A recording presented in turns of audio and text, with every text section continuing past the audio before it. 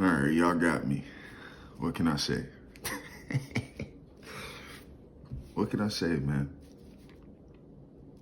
Tragic. I think I had like a sad face on all four games yesterday and Friday. I was just kind of looking at the games like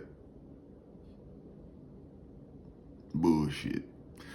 Let's get into it, man. So, obviously, we spoke about Notre Dame, Indiana on Friday. Whatever. Decent game. Like I said, Indiana played great on defense. Couldn't get it going on offense. It happens, right? You only get one shot at this. It's a tournament. I understand it fully, right? Now, SMU, Penn State, me personally, I think the weather probably played the biggest factor in this particular game.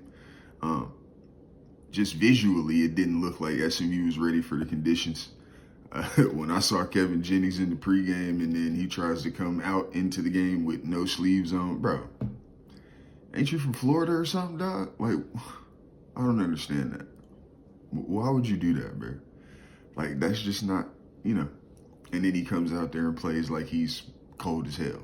So it happens. He played the worst game of his season at the wrong time.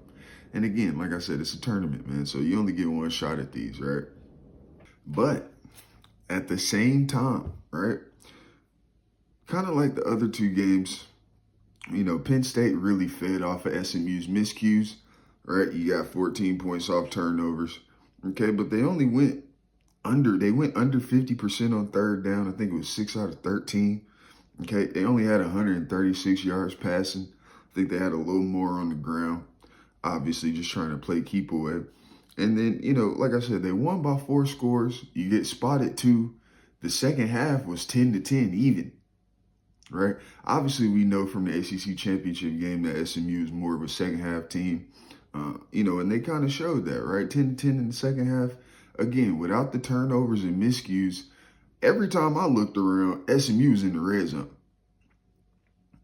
Every time I looked around, SMU was driving the ball down the field. So, they just kind of shot themselves in the foot.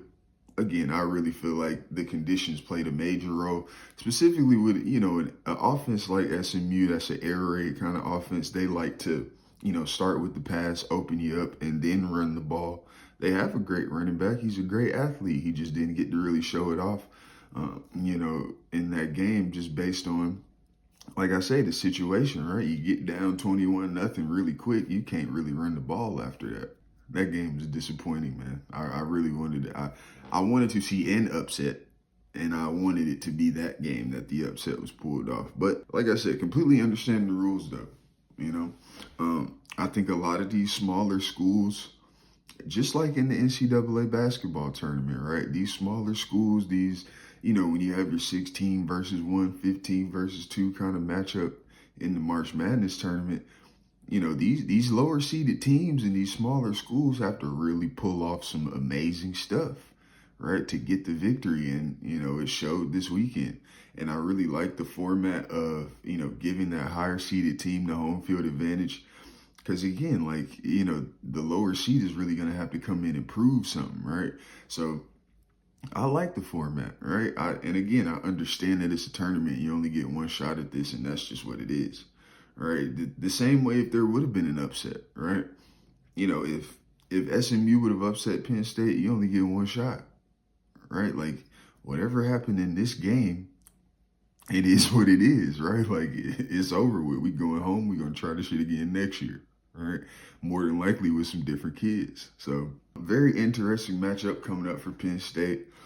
You got a team that isn't so, mistake prone in Boise State. And then you got an X factor like no other in Ashton Jeanty. I know he can't wait to, kind of prove himself on this stage. And again, I look for him to actually, now see, my thing is this.